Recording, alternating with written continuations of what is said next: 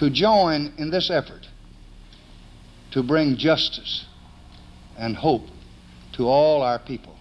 Imagine losing White House china in a poker game, or scheduling every presidential meeting based on what the stars said. That's exactly what happened behind closed doors. One First Lady knew her husband was sleeping with her own sister and stayed silent for decades.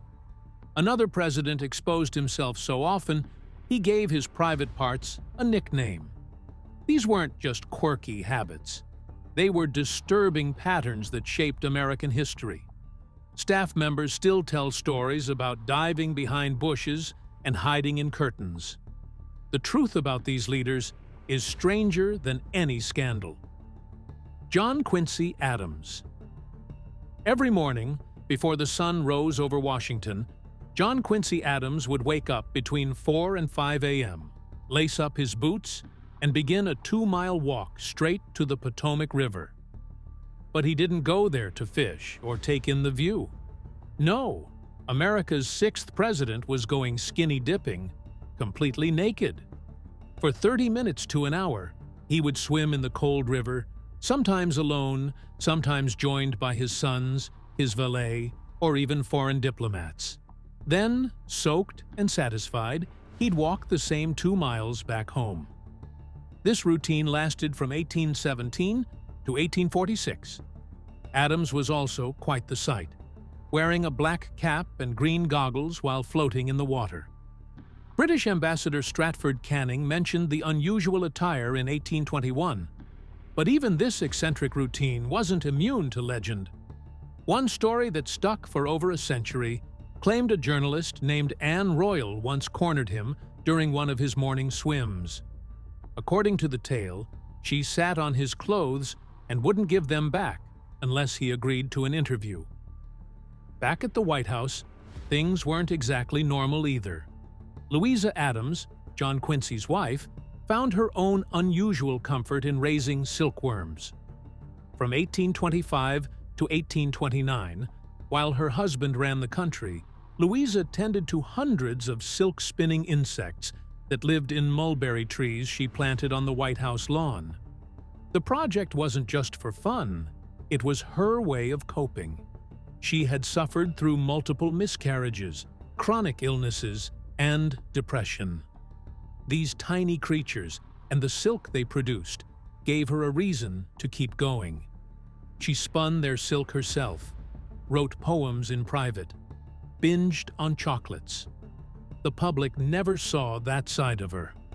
But in the shadows of the presidency, she stitched together her sanity one thread at a time. Her husband watched with interest, even counting silkworm eggs by hand. But the project was hers alone. It didn't last. When Andrew Jackson took office, he removed the mulberry trees to make room for magnolias. The silkworms disappeared along with them. Calvin Coolidge. Calvin Coolidge was known as Silent Cal because he barely spoke, but his private routines were downright bizarre. Every single morning, he stayed in bed while White House staff rubbed Vaseline into his scalp. Yes, Vaseline. While they massaged his head with petroleum jelly, he calmly ate breakfast. He believed it was good for his health. At the time, Vaseline was already popular. It was being sold at a rate of 1 jar per minute across America. But using it as a hair treatment?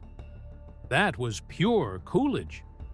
He might have been quiet, but he was way ahead of the self-care curve. But nothing topped the arrival of Rebecca. In 1926, a farmer from Mississippi sent the Coolidges a raccoon for Thanksgiving dinner. Most people would have roasted it. Calvin didn't. He made her a pet. She got a collar that said White House Raccoon, joined in public events, and lived inside the presidential mansion. Rebecca ate shrimp and persimmons. She played with eggs. She caused trouble, unscrewing light bulbs, knocking over houseplants, opening cabinets. But Coolidge adored her. She often curled up in his lap by the fire. She stayed with the family for 6 years, until they left the White House and sent her to a zoo, but she never adjusted. Rebecca, once Queen of the White House, died shortly after. Lyndon B. Johnson. Lyndon B. Johnson wasn't just the 36th President of the United States. He was a walking shockwave. While most world leaders tried to appear formal and controlled, Johnson turned his own bathroom into a power base. If he was on the toilet, it didn't matter. He'd leave the door wide open, call his advisors in, and carry on like it was a normal meeting. No one dared complain. The discomfort was the point. It was all part of what people called the Johnson treatment, his way of bullying and charming people into giving him what he wanted. One time, National Security Advisor McGeorge Bundy nearly tripped and fell straight into Johnson's lap while he was mid-defecation. LBJ didn't blink. Another time, he kept talking to aides while showering, then continued the conversation soaking wet and completely naked as he dried off. To make sure he never missed a beat, he had telephones installed in multiple White House bathrooms. It was chaos disguised as leadership, and somehow it worked, but it didn't stop there. On Air Force One, he once took off all his clothes in front of a group of reporters and just kept the interview going.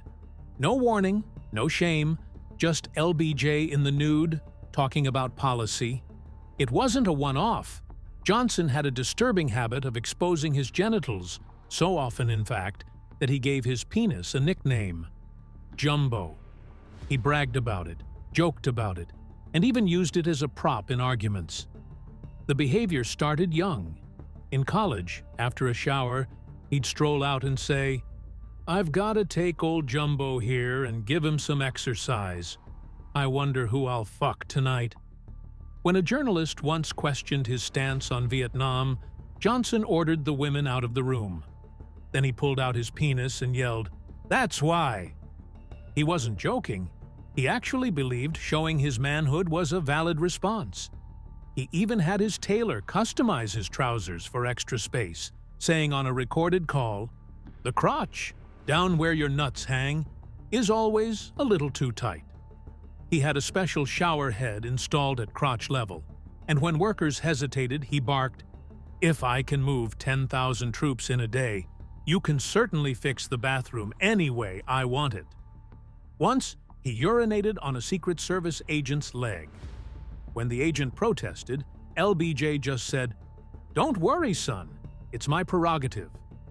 But while Johnson was obsessed with power and shock, his wife, Lady Bird, was paying the price in silence. She watched as her husband openly admired other women, especially Nellie Connolly. The stunning blue-bonnet belle and campus sweetheart Johnson never stopped talking about. In public, at dinner parties or political events, Johnson would point at Nellie and say, "That's a pretty dress, Nellie.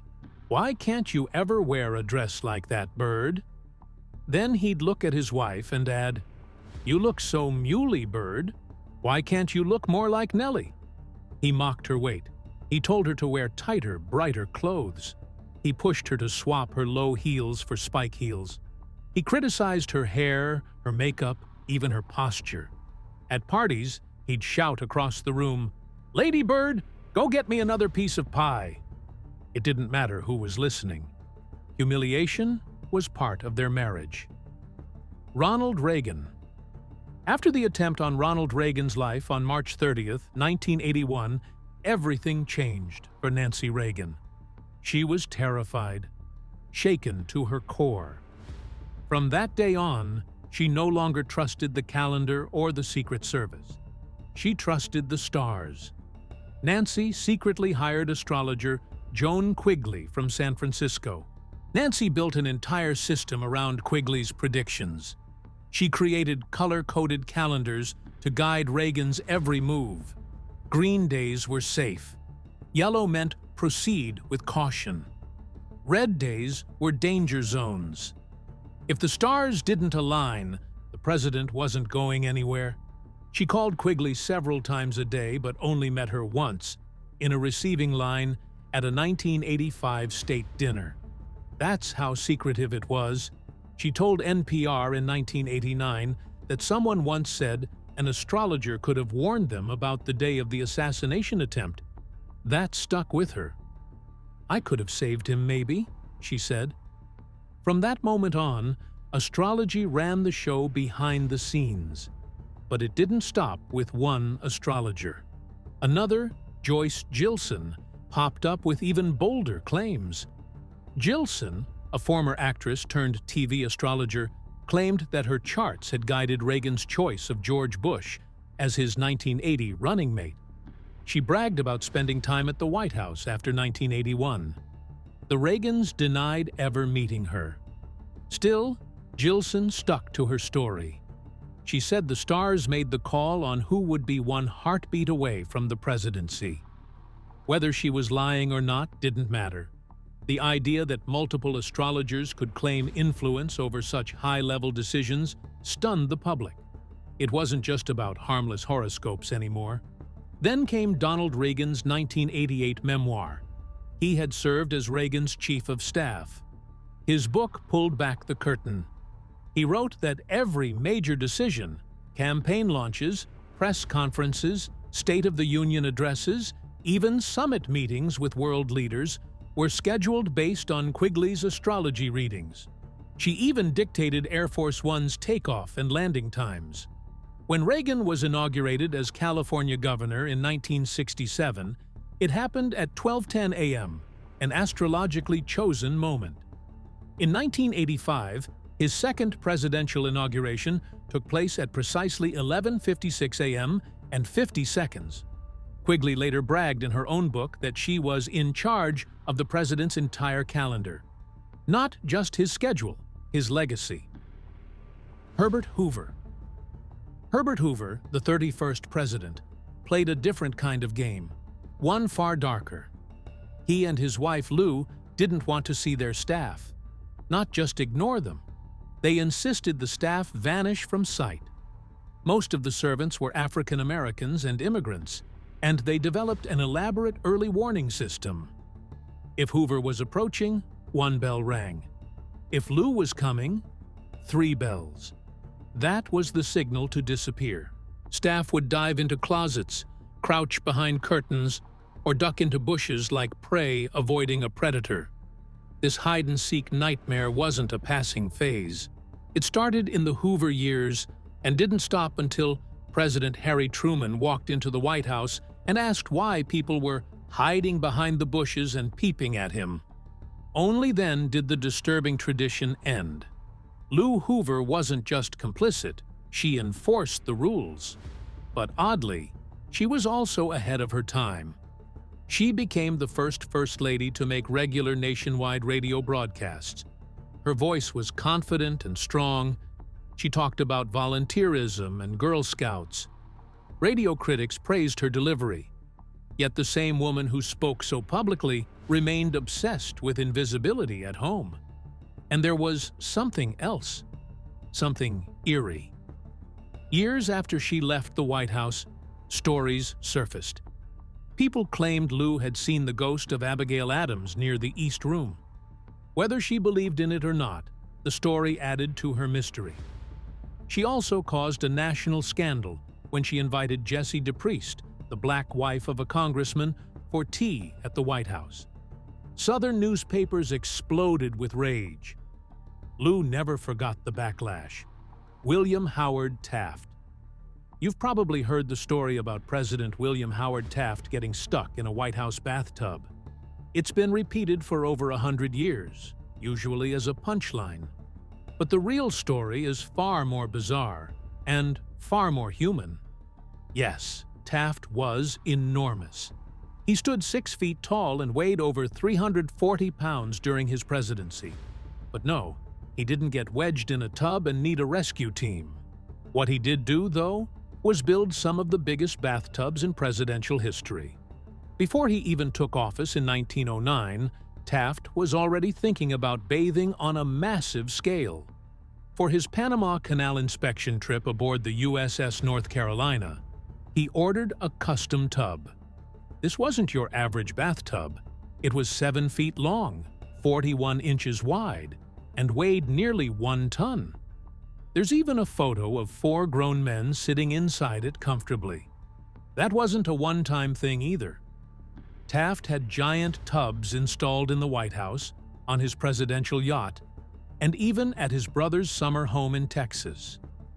The myth about him getting stuck came from a White House butler, Herbert Hoover, who said Taft would sometimes stick in normal tubs and need help getting out. No drama, no rescue crew, just a tight fit and a hand up. Still, the idea stuck. Meanwhile, Taft doubled down on the oversized luxury. He had another tub built for the Taft Hotel near Yale University. That one measured 8 feet long, 4 feet wide, and 4 feet deep. Newspapers started calling it the Taft Tank. When asked what he did if a tub wasn't available while traveling, Taft shrugged and said he just took a shower instead. While Taft was dealing with plumbing on a grand scale, his wife Helen was reshaping Washington, D.C. in a more delicate way, using cherry blossoms. She had first seen the beauty of Japanese cherry trees while living in the Philippines during her husband's time as Governor General. When she returned to the U.S., she wanted that same beauty in the capital. In 1909, travel writer Eliza Sidmore approached her with the idea of planting cherry trees along the Potomac River. Sidmore had been trying to pitch this plan for over 25 years. No one listened, until Helen. She didn't just say yes, she expanded the plan. "I have taken the matter up and am promised the trees," she wrote, "but I thought perhaps it would be best to make an avenue of them, extending down to the turn in the road." But the project hit a disaster right away. The first shipment of 2,000 trees from Tokyo arrived in January 1910 and had to be destroyed. They were full of pests and disease, but Helen didn't give up. A second shipment of 3,020 trees came in March 1912. They were packed in 5 crates, each weighing 600 pounds, aboard the freighter Awa Maru. On March 27, 1912, Helen and the wife of the Japanese ambassador planted the first 2 trees by the Potomac. Today, over 100 years later, millions of people still come to see the Cherry Blossom Festival every spring. Warren G. Harding. Warren G. Harding, elected in 1920, was a man of indulgence. He didn't just play poker, he turned the White House into his private casino. Twice a week, he hosted games in the Yellow Oval Room with his infamous poker cabinet. But this wasn't penny poker. One night, he gambled away a full set of White House china that dated all the way back to President Benjamin Harrison. It had gold detailing, 44 stars, and a corn and goldenrod motif. The winner? Louise Cromwell Brooks, a wealthy socialite who beat him in a simple card draw called Cold Hand. And that wasn't even his biggest gamble. During another game, Harding walked away with a $4,000 pearl necktie pin. Keep in mind, this was during Prohibition. Yet bootleg whiskey was everywhere in those poker rooms, smuggled in by a Justice Department fixer named Jess Smith, who raided liquor supplies and then served them up in the White House. But if Harding was wild, Florence was something else entirely. She believed in the occult and took her psychic advisor very seriously. Her name was Madame Marcia Champney, though Florence nicknamed her Jupiter to keep things quiet. This psychic didn't just read fortunes. She advised Florence on when Warren should appear in public and even warned that he would die in office before he was even elected. Florence's interest in the supernatural started when she was young. Growing up in Ohio, she saw hex symbols on barns and developed a lifelong belief in spiritual forces. In the White House, she held tarot readings and seances. Even Harry Houdini, who famously hated frauds, criticized her for turning the White House into a psychic playground. But Florence's worst mistake wasn't spiritual. It was medical. She trusted a homeopathic doctor named Charles Doc Sawyer, who ignored all warnings from military doctors. One of them, Joel Boone, noticed that Harding had an enlarged heart and raised alarms, but Sawyer dismissed him completely. On August 3, 1923, Sawyer gave the president purgatives, a dangerous treatment that likely triggered cardiac arrest. Harding died that night. It may have been the first time a U.S. president was killed by his own wife's medical advisor. John F. Kennedy. Jackie Kennedy wasn't just the picture of elegance. She was a woman who lived through betrayal most of us couldn't imagine. Behind the perfect clothes and polite smiles, she carried the weight of secrets that would have torn most families apart. One of the deepest wounds? Her husband, John F. Kennedy, had an affair with her own sister, Lee Radziwill, and Jackie knew. It wasn't just a rumor. Lee's first husband, Michael Canfield, told friends what had happened. He said Lee had slept with JFK, right in the room next to his while they were in the south of France. And she didn't hide it. According to author Gore Vidal, she even bragged about it. Jackie never caused a public scene, but that didn't mean she was blind. According to biographer J. Randy Taraborelli, she made it clear to JFK she hated what was happening. She told him she was sick of it. Still, she never went public, never shamed him, never called out her sister. Instead, she kept it buried, until it finally changed the way she saw her family forever. That betrayal cut deep. Jackie started keeping a mental list of enemies, and Lee was on it. Their bond, once unbreakable, turned cold, and when Jackie died in 1994, she left a message in her will that made it crystal clear. I have made no provision in this my will for my sister, Lee B. Radziwill, because I have already done so during my lifetime. That was her way of closing the door, for good. But the story didn't end there. If anything, it got worse. In 1968, Jackie married Aristotle Onassis, the Greek billionaire. That might seem like just another chapter in her life, but to Lee, it was betrayal all over again. Because Lee had dated Onassis first. She had serious feelings for him.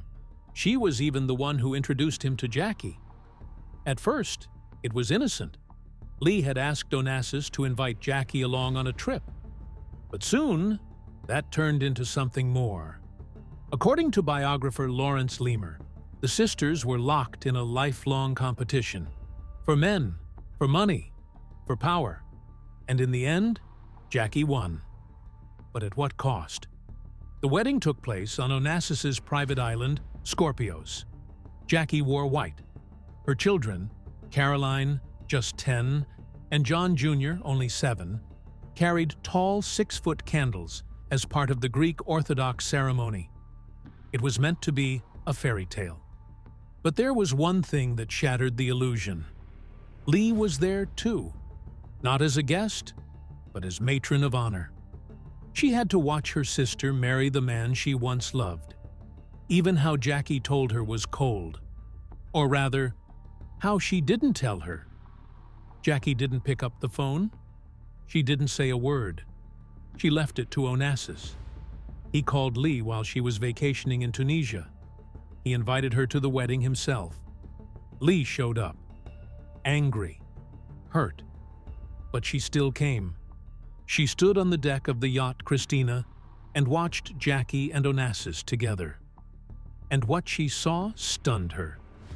There was no romance, no passion, just comfort, calm, a kind of quiet understanding that she had never felt with him.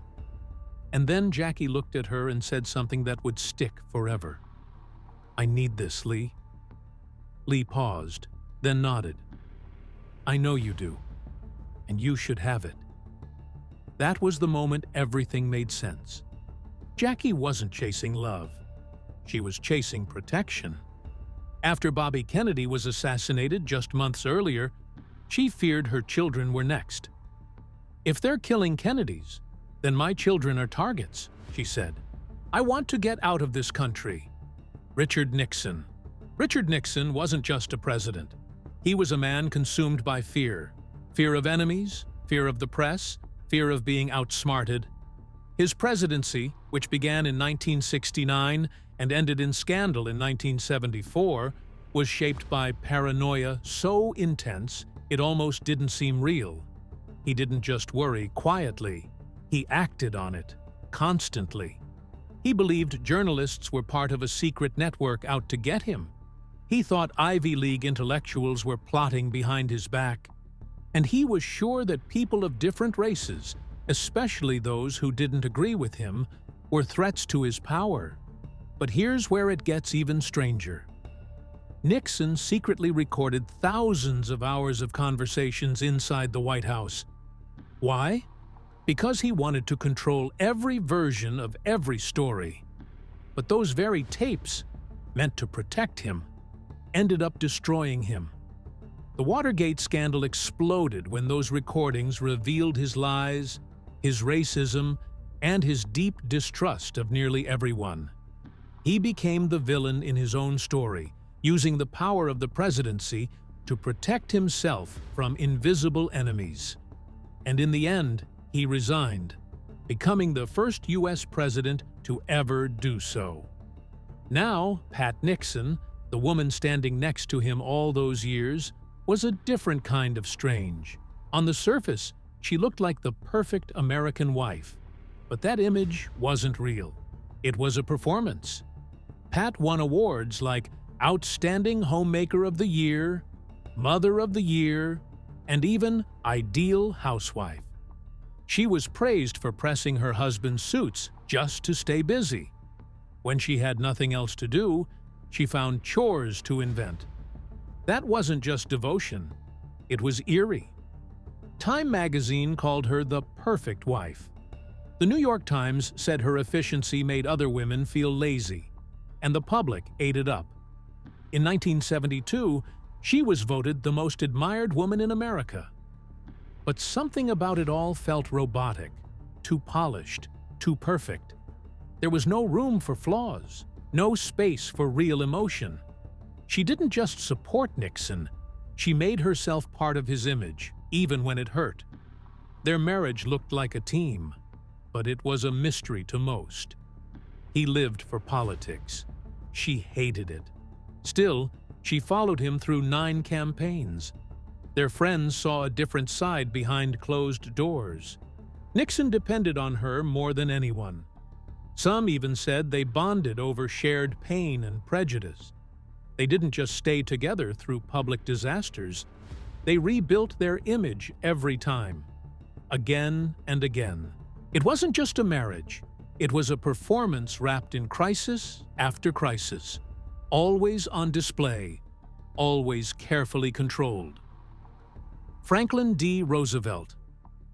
While Franklin was leading the country through the Depression and World War II, Eleanor was on the radio talking about women's issues, sponsored by companies like Shelby Shoes. That deal alone paid her $3,000 per broadcast. Today, that would be about $60,000 a show. And she didn't stop there. She had a weekly show sponsored by Simmons Mattresses. Even Cole Porter mocked it in a song. Then came a margarine commercial. Yes, really. David Ogilvy, the famous ad man, paid her what would now be over $250,000 to promote Good Luck margarine. She managed to talk about world hunger while selling butter substitute, and she didn't stop at radio. CBS put her on television in 1949, where she gave out $70,000 in baking contest prizes while praising General Electric stoves.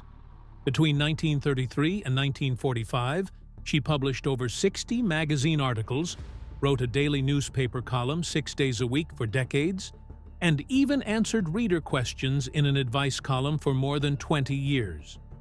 She didn't just speak, she built a media empire. Some in Congress were furious. They said she had ruined the dignity of the First Lady's office. But Eleanor had an answer ready. She gave all the money she earned from ads to charity, especially to help coal miners' families in poor areas. That move shut down her critics and made her even more beloved